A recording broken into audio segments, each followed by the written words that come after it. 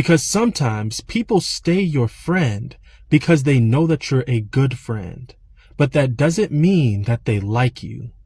Many years ago, I had this friend and we would get into harmless arguments all the time. But I noticed that anytime someone was going against me or saying something about me that was negative, he had a justification as to why they were correct.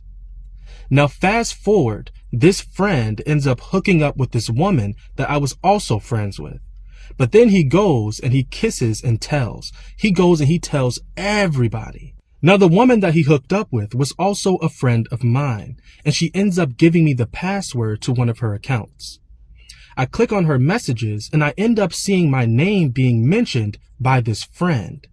So I click on the messages and it turns out that she actually confronted him about telling everyone that they hooked up. And when she confronts him, he decides to blame me. He goes, "Who told you this?" And she says, "It doesn't matter." And then he goes, "Well, I bet it was Blake. It was definitely Blake." And it wasn't. But then he goes on to say how much he doesn't like me as a person. But then he says, "But Blake is a good friend."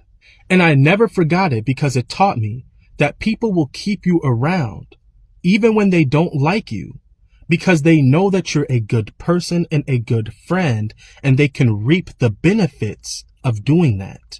Now, the craziest part about this is that I wasn't even the one who told. It was my ex-girlfriend.